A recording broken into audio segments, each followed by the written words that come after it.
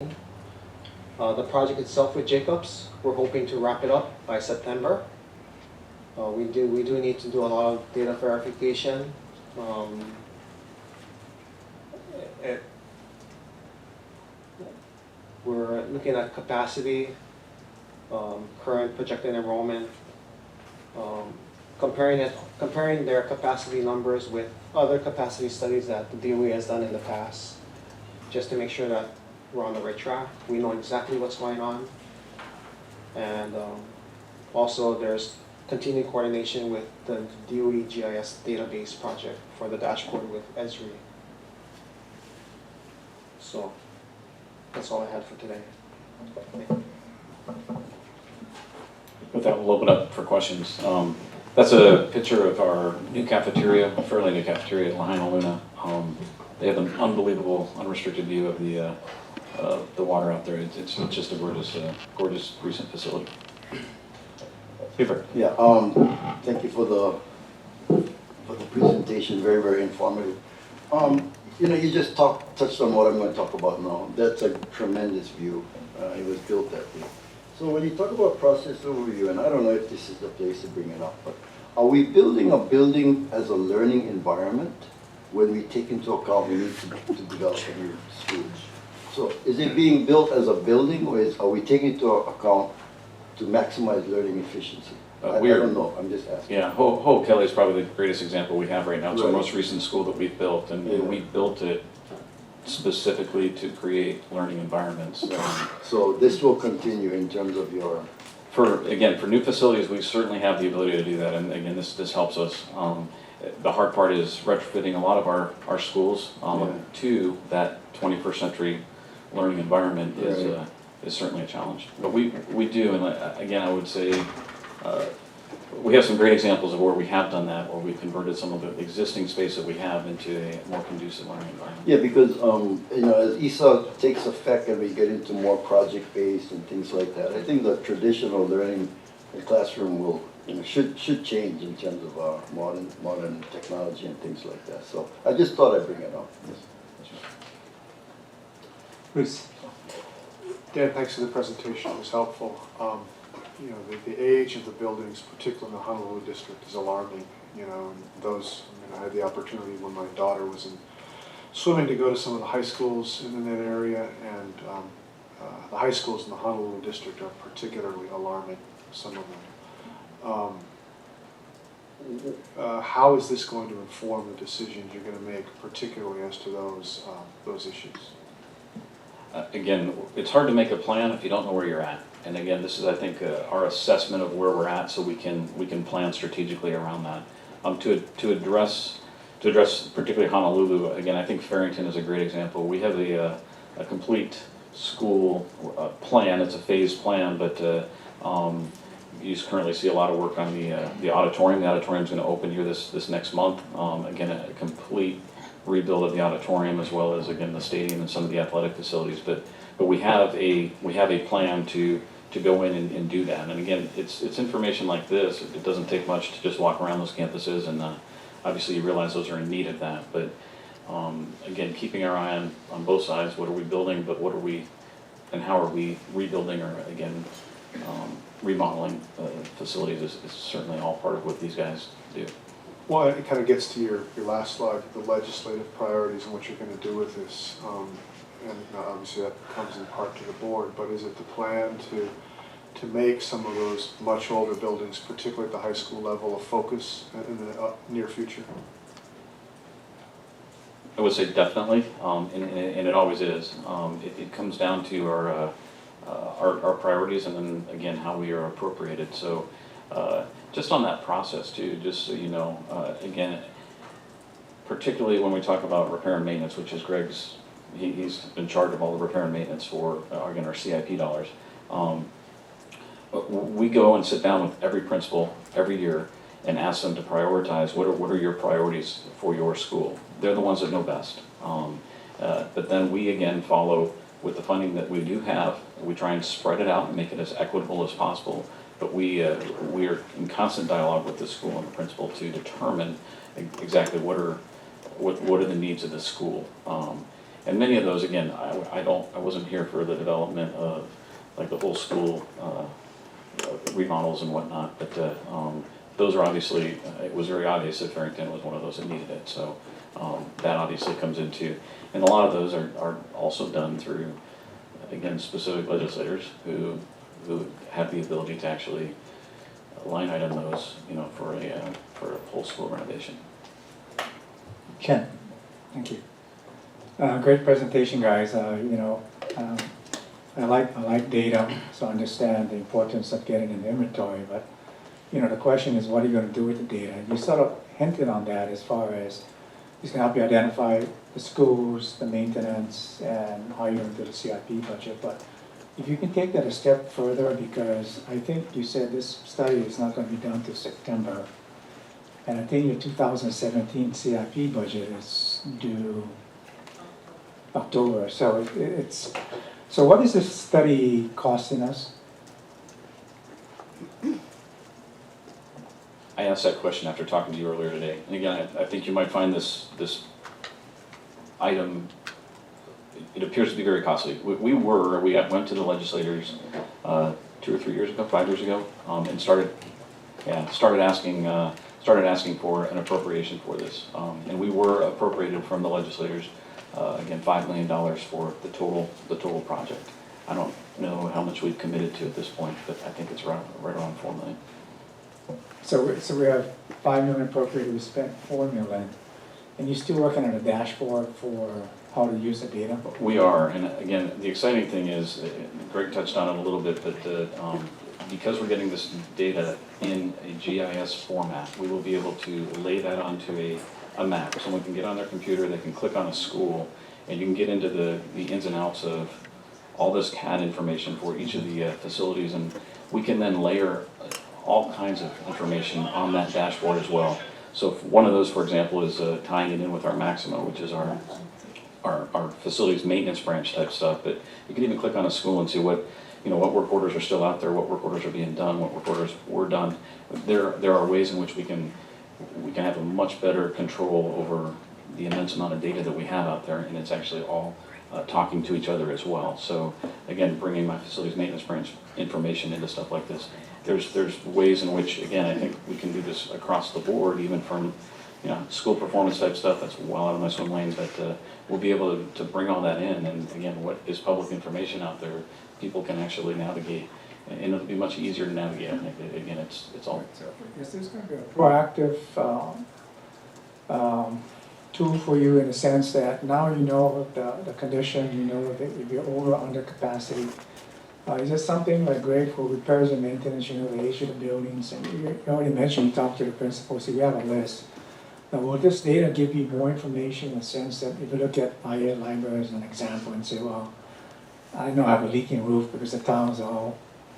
So now you can do your thing and say, well, I need to put this into my budget versus waiting for the principal to come back and say, well, I can't do that, I have a leaking roof.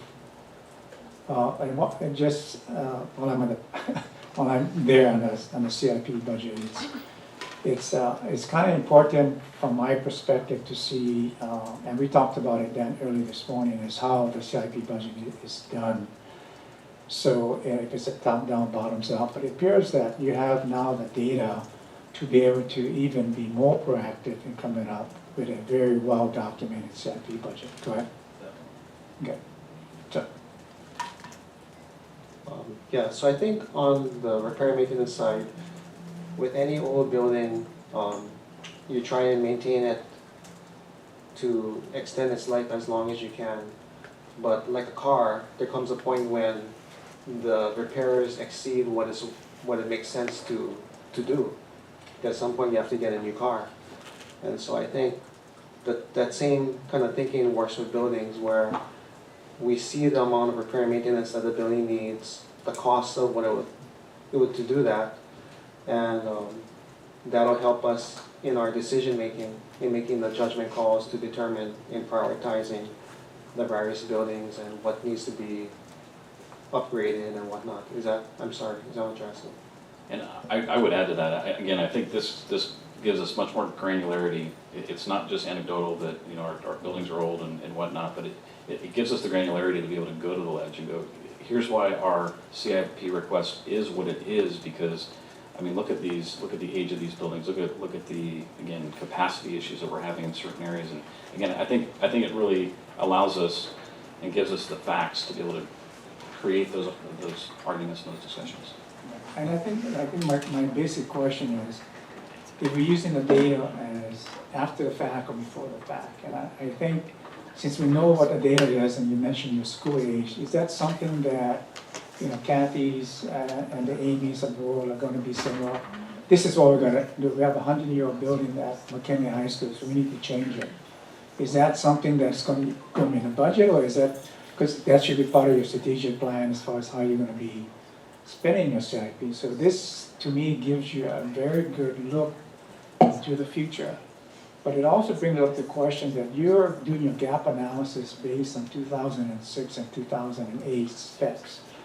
Now, I think when we talked, we said there is movement to update that. So when is that going to happen, and how is that going to impact your analysis? And I understand you can change pretty quickly, right? Right. As we discussed, I mean, we are definitely in the process of looking at updating our ed specs. Right. And I used the example that we were, which we're still working on, for example, is the elementary school in Pohokaina, where it would be a vertical model school. That does not fit into our ed specs right now, as far as just land and some of those issues that, so there's definitely a need for us to update that. We have not started that officially yet, but it's certainly something that we're looking at and are aware of the fact that we're going to have to do that. One more question. Okay. So does that mean, though, Dan, are you saying that the data that we have now is just going to be inventory because we can't use the data for relevant analysis? I would, again, I think we're certainly working through that.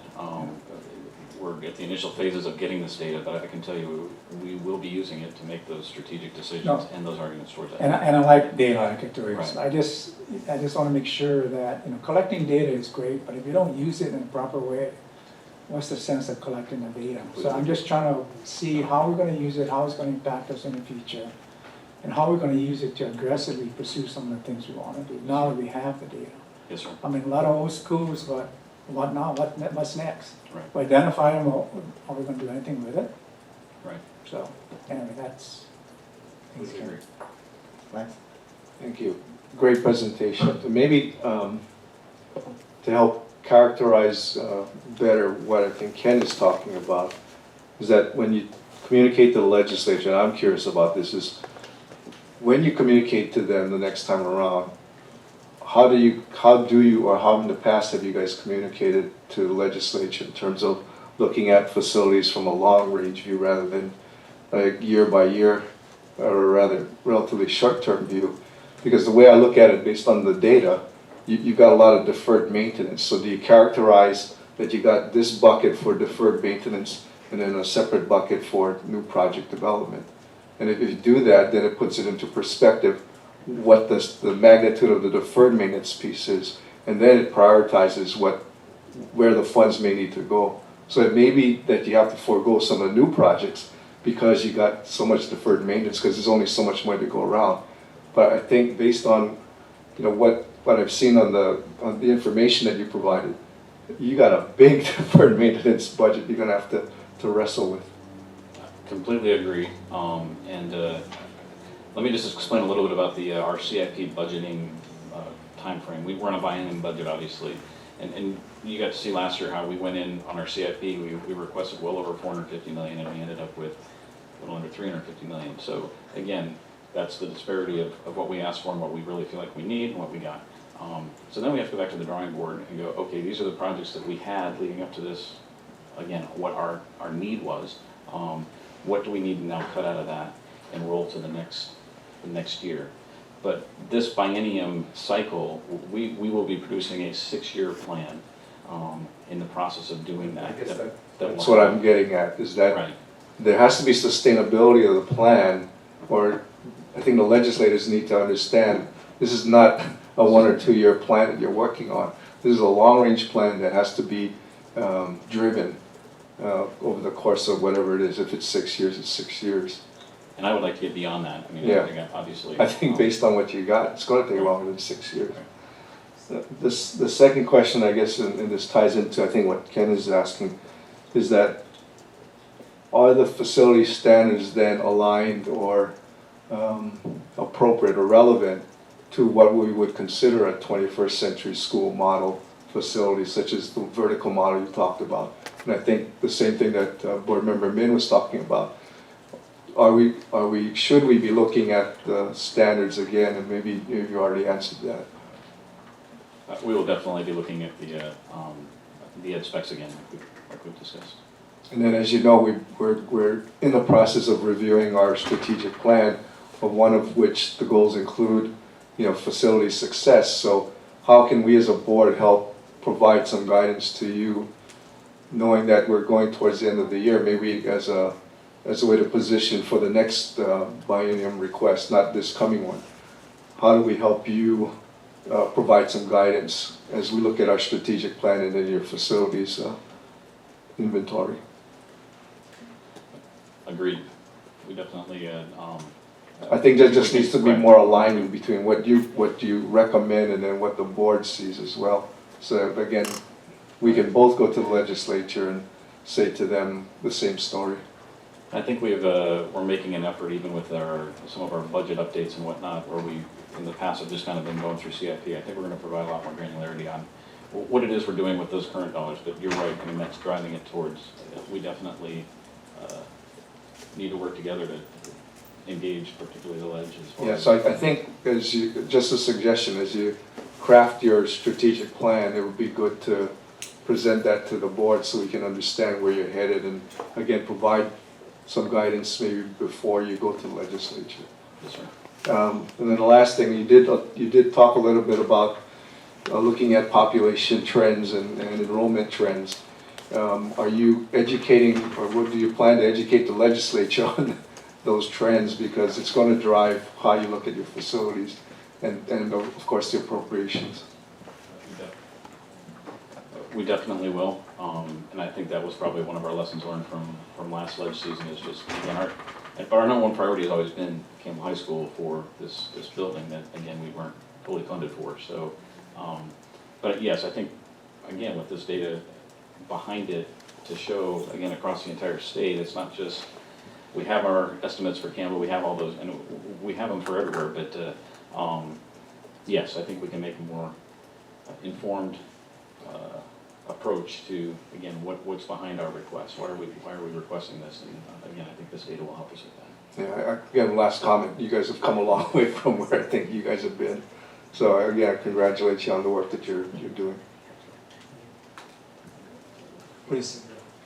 Just one last point, echoing what Lance says. I mean, looking at this, there's just an enormous amount of money that's going to be required from the legislature. And the reality is that unless the legislature perceives and there's a public backing for the kind of money to address this need, it's just not going to get funded. So, along the lines of what Ken was saying, to make sure that we get bang for this buck, I hope that you can repackage this in a way for the legislature. This is great what you've done, but to show to them not just the need, but the need to begin a funding source over time, so they realize that we have to start appropriating and spending this money now.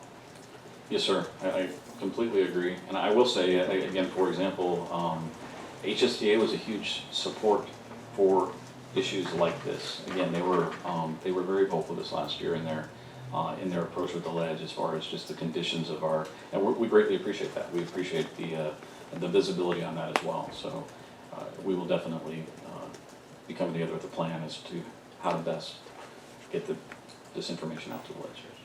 And let us know how the board can help you Yes, sir. in this next process too. Will do. Okay, any other questions? If there are none, we will move on. We have just one action item on today's agenda. Amy Kunz will be providing us with an update on restrictions by the executive branch on the DOE's 2016-2017 fiscal year budget appropriation. Thank you very much. Before I get started on that, I do want to acknowledge and recognize Assistant Superintendent Carlson. I think that he and his staff and under his leadership has progressed so many things in his world that is very large. So I want to appreciate him and all of his staff that are here working very hard to keep things moving to support our schools, so thank you. So before you, we have a recommendation memo. We were advised by the executive branch that there will be a restriction for this year amounting to the Department of Education of $5.8 million. So in front of you, you have some history behind this. Basically, we received this restriction memo notification from the executive branch on June 24th. We've been working since then on how to best approach this as a department. I will say up front that we are not impacting weighted student formula, any of our special education funding, and also our complex area budgets. So we have excluded them from this restriction, feeling that those are our schools. We want to make sure that they're supported and receiving all of their funding that is necessary. So they are not part of this restriction. The restrictions are, for the most part, in EDN 200 and 300. We have a specific identified list of, in attachment B, on which departments or which program IDs are being restricted in which areas. There are GIAs, grants and aid, that are being restricted at the 5% level, so that is a little bit that is in EDN 100. But again, for the most part, these restrictions are being taken in EDN 2 and 300. So in the restriction memo, it acknowledges that tax collections for the first 11 months for last fiscal year were up 7.1%. And the Council on Revenues had projected only a 6.1% growth. And so the ending cash balance that the Council on Revenues is projecting is about $890 million for the state as a whole. And the state's major economic drivers continue to show growth. However, the administration is afraid that the economy could change suddenly, so that is why this restriction is being imposed. And that the state must address its liabilities for pension and health insurance systems. And also collective bargaining negotiations for all bargaining units are getting underway. So that is the reason for this restriction happening. So again, in response, the department has in front of you a restriction that we are seeking your approval to implement. If you recall, when I was in front of you and at the June 21st meeting, I advised that we had pushed out all of the funding to the department, to the areas, to each of the program IDs at full funding level, acknowledging though to them that we may have to pull some funding back. So we would need to go back, take this funding back from these program IDs as a two-step process, but we felt like we needed to start the year and get the money out, and we couldn't wait for the restriction memo. Any questions on the restrictions as presented?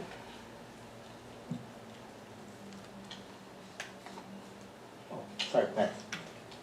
Thanks, Amy. I guess as I looked at the restriction plan, you've got on EDN 200 and EDN 300 across the board reductions of 4.19%. My question would be, and we've talked about this maybe in the past, restriction, whether or not an across the board is appropriate or a more surgical approach would be something to consider. Maybe you've considered it already. I just think that there may be some line items. If you do across the board, I think it's efficient, but not necessarily effective. And so I question whether that's the most logical way to look at it. Yeah, I guess I'll call it a combo. To me, we surgically excluded things like complex area, making sure that we're not impacting weighted student formula. So in that way, we went a little bit surgical.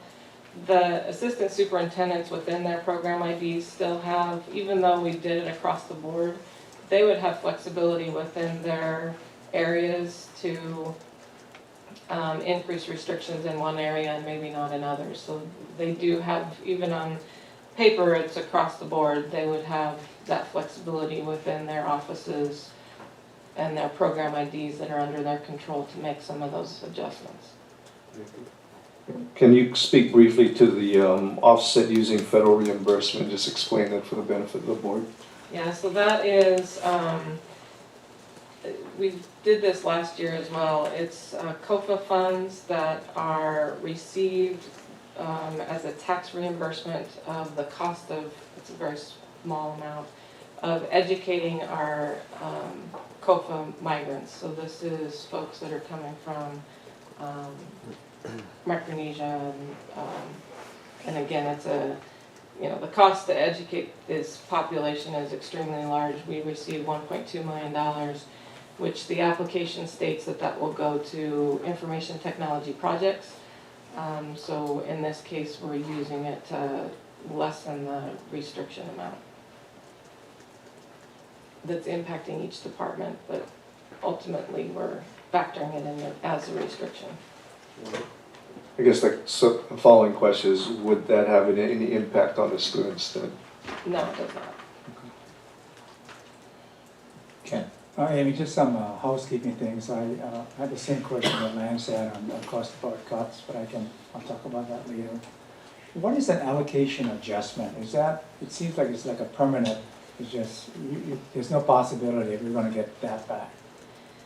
Yeah, so that specifically, that $1,080,000, that specifically is 2 program IDs that involves the Office of Strategy, Innovation, and Performance.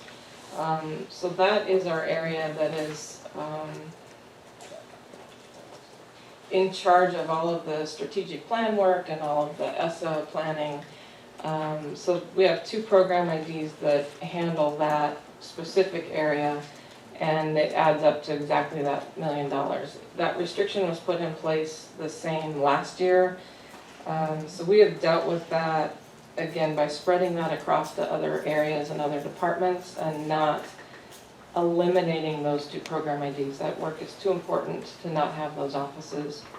There's staff involved there as well, so we are preserving those, giving them the 4% reduction, but not eliminating that program ID.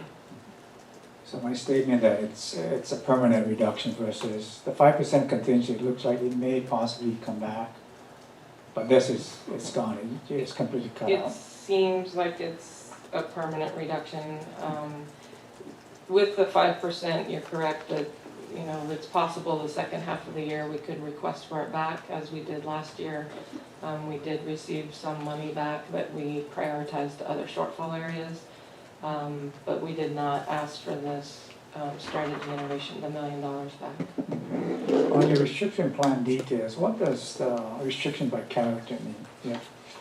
AA1, B, C, M? Well, That's the type of fund. So A is payroll, A1 is like part-time payroll, B is your non-payroll, C, M is machinery and equipment, and I don't remember what C is.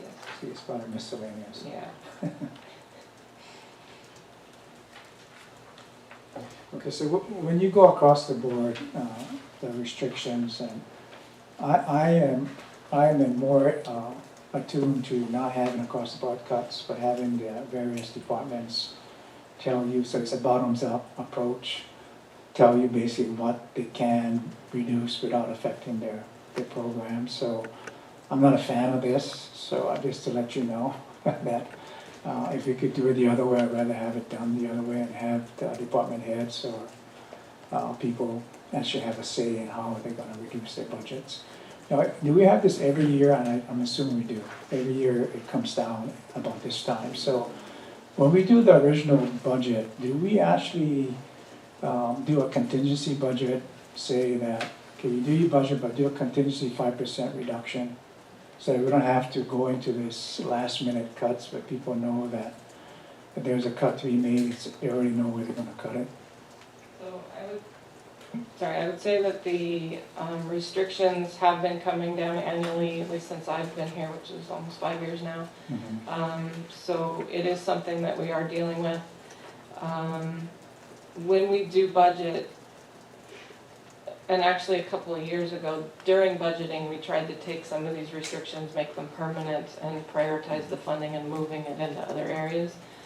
Saying, you know, folks haven't had this money for 3 years, let's move it into our strategic plan areas.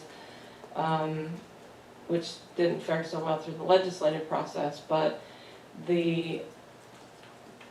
when folks are budgeting, because it's kind of been a recurring thing, it's kind of an understanding that keep something aside. I mean, I am happy this year that it's only 5%. Last year we dealt with a 10% hard, 5% hard, 5% soft, so it was a 10%. And so that's a pretty big number for folks to come up with. Whereas this is a little bit more manageable. Still, folks will struggle to figure it out, and there will be, you know, it's something that we have to monitor as the year goes on, and if HR gets into a bind and needs some help, you know, another department will step up and we'll move some money internally to make sure that they're able to provide the services that they need. So it just becomes an ever-changing prioritization of what we need as we go through the year. So is the budgeting process an incremental budget, or is it a zero-based budgeting? Or is it a company hybrid of both? It's a hybrid, so as we're going through the biennium budget process right now, we have folks relook at their current services, which is their base budget. And we really have them go back in and justify it and take a look at what they're expending their money on, making sure it's aligned with their strategic plan. I'm always looking for something to say, hey, we don't need that anymore, fine, let's move it to our strategic plan priorities. So we are having those conversations on the current services budget before we come back and ask for more. Bruce? I have to confess, Amy, I'm also not a fan of across the board cuts like this, like Lance and Ken. And I particularly look, for example, some of these departments I'm sure can absorb a 5% or 4% cut. I look at a line item like homeless concerns, and it's $24,275, and that can be the difference between saving a kid, 10 kids maybe. So this makes me, frankly, very uncomfortable to be asked an across-the-board cut or something like that. So as a practical matter, if this contingency is lifted, let's just use that as an example, that line item to the homeless concerns and homeless kids. How are you able to restore that money with any efficacy later on in the fiscal year if the restriction is lifted? So last year, I'll use last year as an example. We had our 10% restriction. There was 5% hard, 5% soft. So I want to say January, February timeframe, we did receive the 5% soft return to us. We pushed that back out to program as it was restricted. So that would be a restoration to the exact program where we made the initial reductions. So they received basically half of their restriction back from last year. Again, this year we're dealing with that 5%. I would hope